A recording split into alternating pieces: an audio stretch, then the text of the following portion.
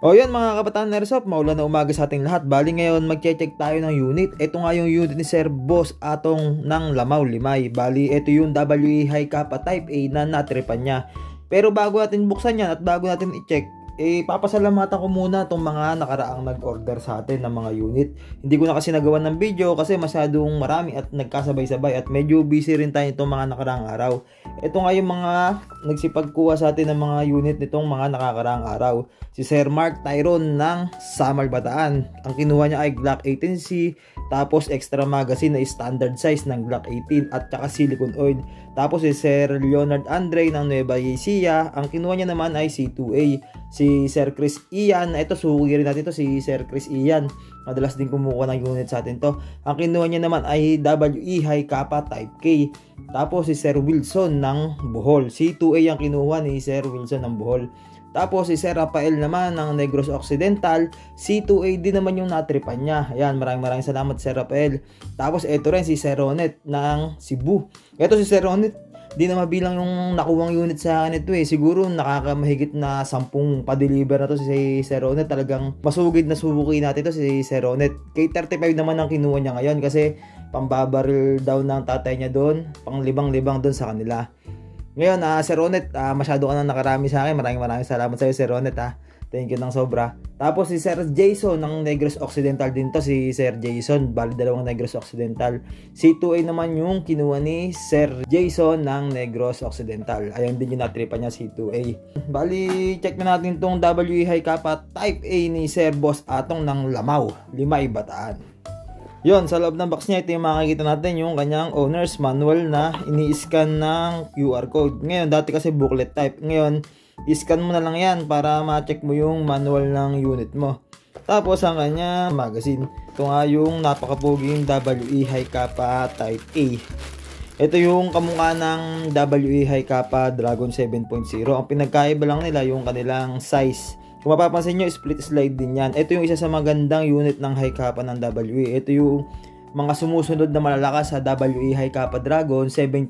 Kasi Dragon din yung tawag dito. Kaya lang, ito yung Dragon 5.1. Pero mas kilala siya sa WE High Kappa 5.1 Type A.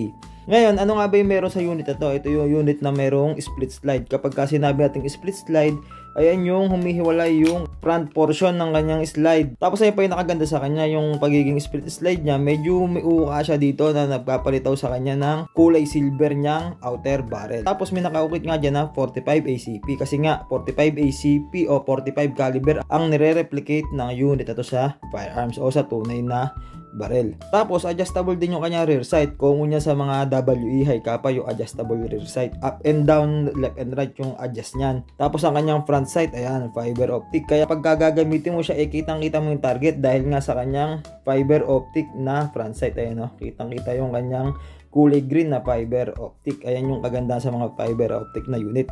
Kahit front sight lang yung kanyang fiber optic, kitang-kita mo na rin yung target mo. Tapos yung kanyang railings, ito yung railings na mas mahaba kumpara sa mga ibang WE High Kappa. Tapos pwede mo siyang lagyan ng iba't ibang accessories tulad nga ng flashlight, laser. Ayan yung may lalagay mo sa kanya. Tapos ang emblem ng WE nandito sa may kanyang grip. Yung kanyang grip, may pagka-stapled yung kanyang grip, kaya napakakapit ng grip na to. Hindi siya basta dudula sa kamay mo. Tapos kulay silver din yung kanyang hammer.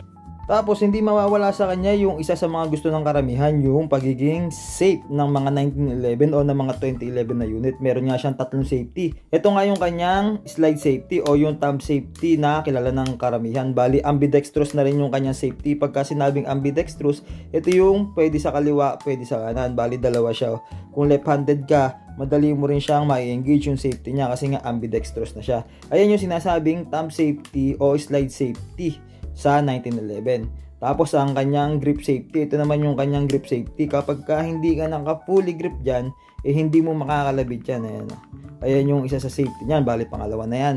Ito naman yung pangatlo, yung kanyang hammer safety. Yan, halimbawa chamber loaded na yung unit mo, tapos hindi naka-engage yung safety mo, pero naka half cock yan o yung hammer safety. Kapag ka half cock, ayan, kalahati lang yung baba ng kanyang hammer. Ibig sabihin, hindi mo pa rin makakalabit yan. Hindi pa rin papalo yung kanyang hammer sa kanyang firing pin Kaya safe pa rin yan, hindi pa rin puputok. Ngayon kung ready to fire ka na o gagamitin mo na siya, ibababa mo lang yan. Tapos, yan, kakalabitin mo na lang yan. Mag-e-engage na yung kanyang hammer sa kanyang firing pin. Ayan yung tatlong safety ng 1911 o ng 2011.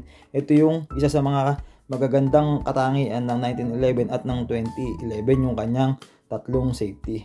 O yan, bali nalagyan na natin siya ng bibis. Ganyan lang yung paglalagay ng bibis niya. Kailangan nakasalansan na siya na maayos. Pwede naman siyang bungi-bungi, kaya nga lang kapag bungi-bungi siya, hindi nyo magagamit yung full capacity ng magazine nyo. Depende sa dami ng bungi nyo, kung ilan yung dami ng bungi nyo, ay yun yung dami ng bilang ng bala na mababawas sa paglagay ng magazine nyo. Sa paglalagay naman ng gas, kailangan nakatobla yung magazine tsaka yung grade gas nyo. Kasi kapag nakatayo yan, hindi magkakarga yan. Tapos, yan, salpak nyo lang sa inlet valve. Kapag nakasalpak nyo na maayos, kailangan idiin nyo pababa. Tapos bilang lang kayo 3 to 5 seconds. Yung 3 to 5 seconds na yun, sapat na yan para sa isang full loads ng magazine. Pwede naman kayo sumobra sa 3 to 5 seconds na yan. Kaya lang, sayang lang yung sumusobrang gas nyo. Kasi kada putok nyo, sumasabay lang tumapon yun. Ayan, diin na natin ha. Kapain lang natin inlet. Tapos diin natin pababa. 1, 2, 3. Yun. Good na yan. Kapag kinargaan nyo siya at pinaririnig ko yung singaw, ayan, halimbawa ganyan, itaas nyo ulit, ibig sabihin hindi nyo siya nailapat ng maayos kapag may singaw kayong naririnig. O yun, timbangin na natin itong WA high kappa ni Sir Boss Atong ng Lamaw Limay. Ayan. Ito yung timbang niya. Nagtitimbang nga siya ng 1,100 grams o 1.1 kilograms. May kabigatan nga yung unit na to. May laman na siya ang bibis tsaka gas, tsaka yung magazine niya naka-insert na rin. Pero tumitibang mo siya ng mahigit sa 1 kilo. O yan, i-corona test na natin itong WA high kappa type A na to para malaman natin kung gaano nga ba siya kalakas. Unang putok 356.1, medyo sumayad pa yon. 347.0, 339.3, 339.7, 336.7, 333.9, 330.4. Medyo nagda-drop siya pero mababa lang yung pag-drop niya. 335.0, 331.6, 326.3. Test natin dito.